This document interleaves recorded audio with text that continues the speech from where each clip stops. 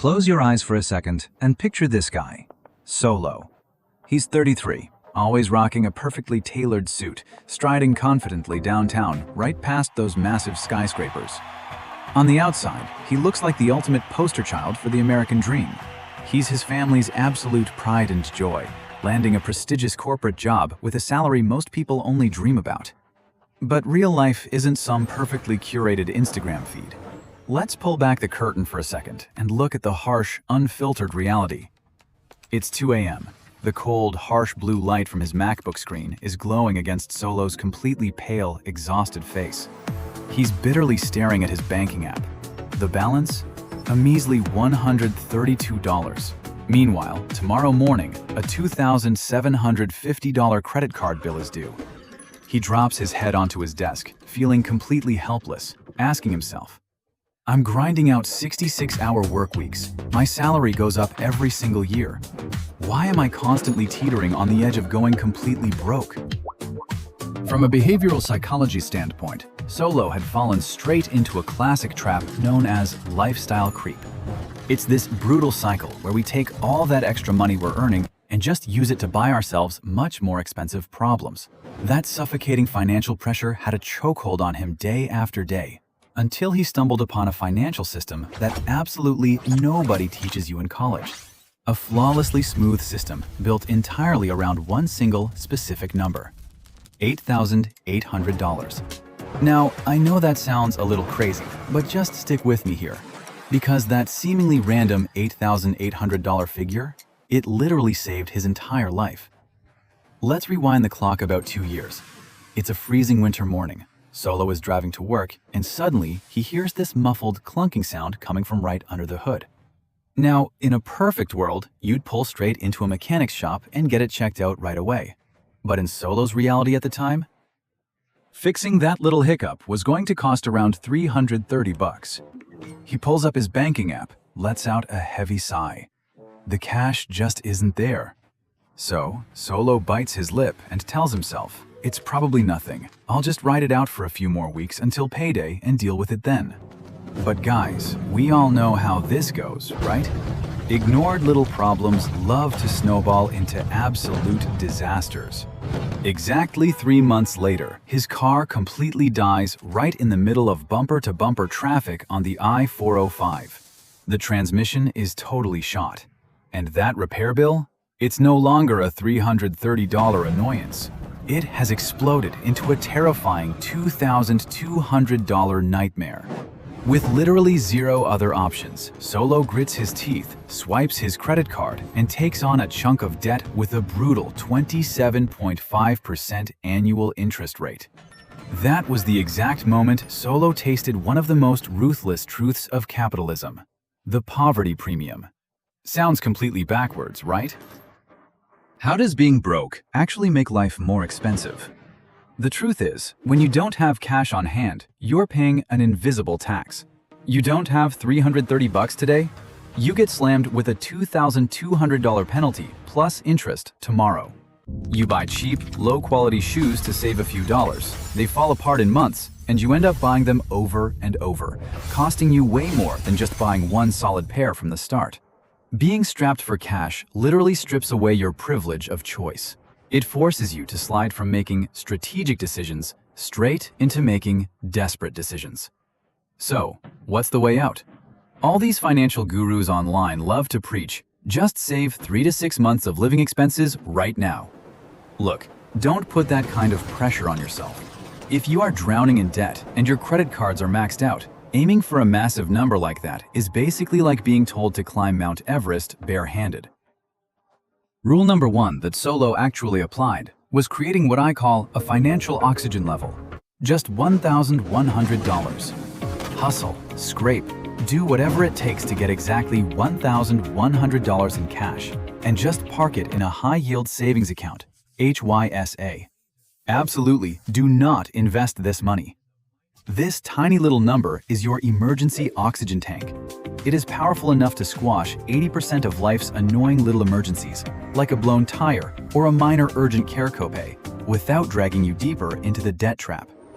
Only when you can finally take a breath with that $1,100 oxygen tank will your mind be clear enough to lay the next bricks toward the ultimate safety line, $8,800?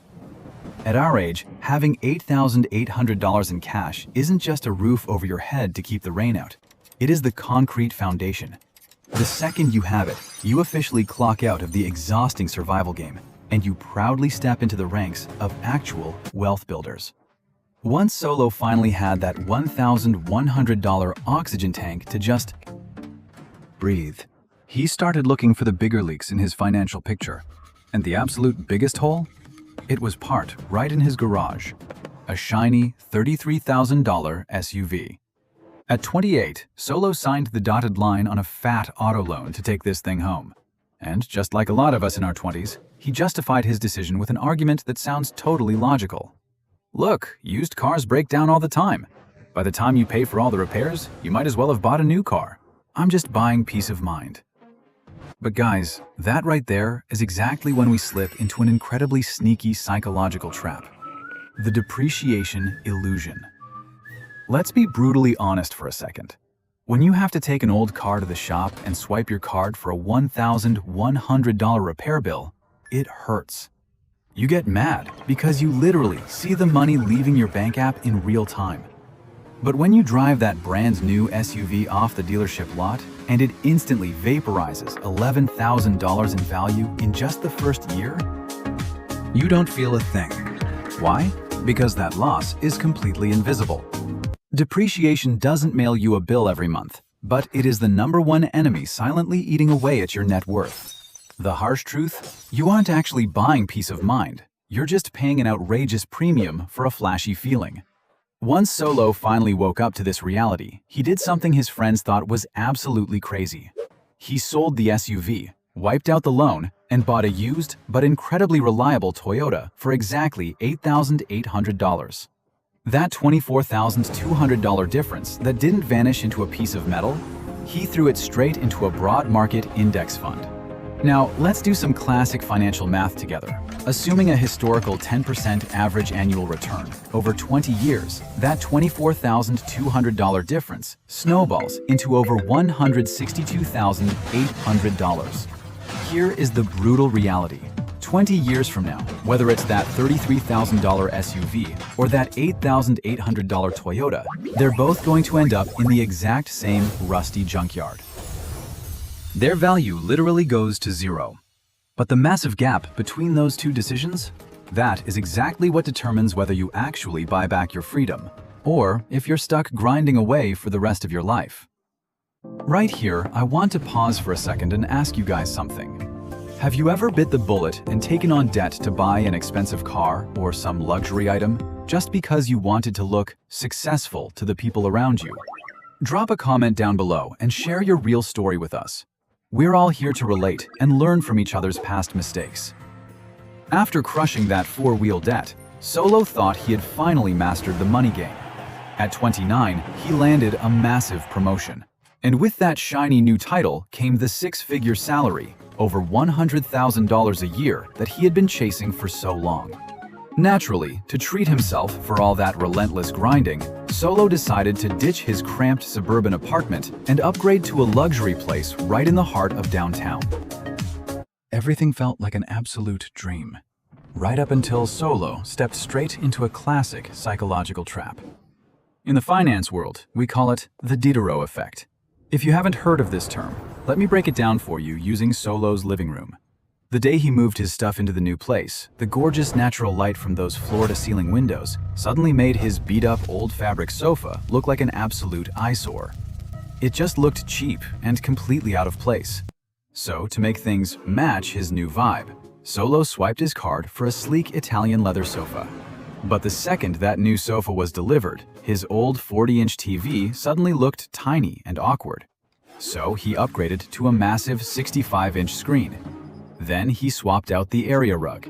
He even started dropping premium cash on overpriced organic groceries just to fit this new high-end lifestyle. Solo's living expenses didn't just skyrocket overnight. They quietly bloated up through all these tiny little matching upgrades. Despite making serious money, Solo officially joined the ranks of the Henrys, high earners, not rich yet. He was stuck on a literal financial treadmill. The more he made, the more he spent, and his bank account at the end of the month was still completely empty. That suffocating exhaustion came rushing right back, hitting him just as hard as when he was making half his current salary. The real wake-up call only hit when Solo finally sat down to face the math on retiring. Look, in our world, everyone whispers that you should plan your retirement based on income replacement, but that is a toxic illusion. The harsh reality is this: the real key to financial freedom has to be calculated based on spending replacement.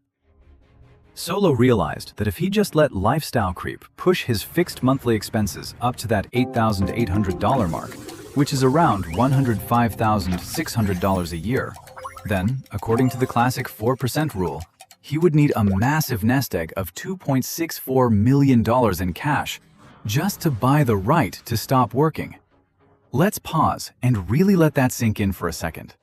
For every extra $1,100 you spend a month, you are literally chaining yourself to the grind to save an extra $330,000 for your retirement fund.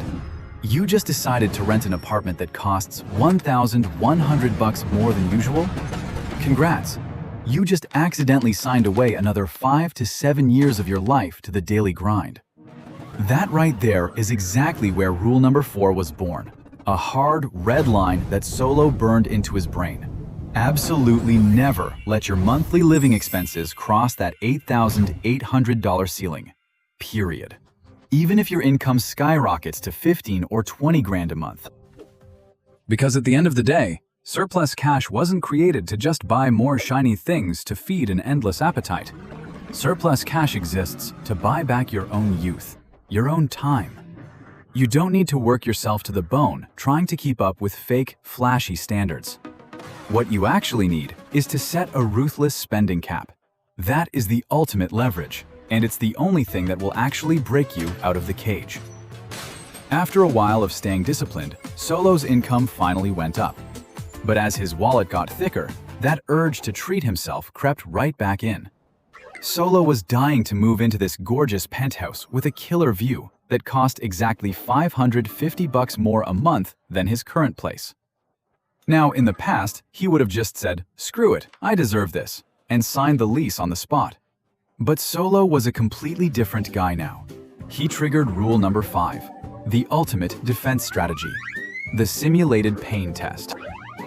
Here's how it works. Before you pull the trigger on upgrading any fixed expense, do not sign that contract. Instead, every single month, Solo automatically transferred exactly $550 into a locked savings account. He forced himself to live on what was left, exactly as if he was paying that new rent, doing this consistently until that account hit the $8,800 mark. Month 1, smooth sailing. Month 2, he had to awkwardly pass on a few pricey hangouts with his friends. But by month 3, a wedding invitation showed up in the mail, right as a massive, unexpected electric bill hit. His cash flow was completely tapped out. The suffocation set in. Solo couldn't hold on, and he had to dip into that $550 just to survive. Solo failed miserably. But guys, let's look a little deeper here. That was an incredibly glorious failure. Thanks to this test, Solo got to taste what going broke feels like, completely for free. He realized the absolute do-or-die boundary. The massive difference between I can afford the monthly payment and I can make the payment and still build wealth. If he had just closed his eyes and signed the real lease, he would have literally put a noose around his own neck, choking his cash flow for an entire year with absolutely no way out. Because he dodged that trap and kept the Diderot Effect on a tight leash, Solo's cash flow was unbelievably healthy. This is exactly when he activated his final defense mechanism. Rule number 3, a minimum investment of $8,800 a year. That breaks down to about $733 a month. And remember, this is the floor, not the ceiling. Why? Because if you consistently invest $8,800 a year into an S&P 500 index fund for 25 years, at an average 10% return, you're looking at around $646,000. Pull out 4% a year, add in Social Security, and you've got yourself a stress-free, completely free retirement. That $733 a month isn't an expense. It is literally a life insurance ticket for your own freedom. So, we've just walked through the 5 foundational rules that completely flip the script on Solo's financial life. Now, I really want to hear from you guys. Out of these 5 rules, which one feels the hardest for you to pull off right now? Drop a 1, 2, 3, 4, or 5 in the comments down below so we can see which hurdle most of us are struggling with the most. Looking back at this whole journey, Solo has completely transformed. He went from a 30-year-old guy who'd literally get a pit in his stomach every time his phone buzzed with a bank notification to someone totally in control. Now, he's got that rock-solid financial oxygen tank. He's cruising around in a used car without a single dime of auto debt, and he's sitting on an investing machine that's automatically building wealth for him every single day. From his own financial battle scars, Solo wants to pass on 3 hard-hitting pieces of advice to anyone out there who might be feeling a little lost in their 30s, just like he was. Number 1. Never let the Diderot Effect rob you of your freedom. You have to stay wide awake and fight that urge to upgrade everything the second your paycheck takes a little bump. All that flashy, superficial stuff? It will never buy you a peaceful night's sleep. Number 2. Don't let the fear of those visible repair bills blind you. The real enemy, the monster that is quietly draining your compound interest over the next 20 years, is the invisible depreciation of expensive things, especially cars. And finally, the ultimate survival rule. Always run the simulated pain test before making any massive financial decision. Force yourself to live on that new budget before you ever put pen to paper on a financing contract. Trust me, tasting failure and getting completely tapped out in this little practice run is actually your most glorious victory in the real world. It literally saves your life. You are way better off taking a little bit of pain up front rather than locking yourself in an invisible financial prison for the next 5 or 10 years of your life. The journey that Solo just went through, I know for a fact it mirrors what so many of us are dealing with in our 30s. It's this weird, unstable decade where we're just exhausted. We're silently carrying the weight of that poverty premium, getting completely caught up in the flashy trap of lifestyle creep, and burning ourselves out. And for what? Just to realize we're trading the absolute best years of our lives just to survive, just to make it to the next paycheck. But just like Solo, you can absolutely wake up and flip the script.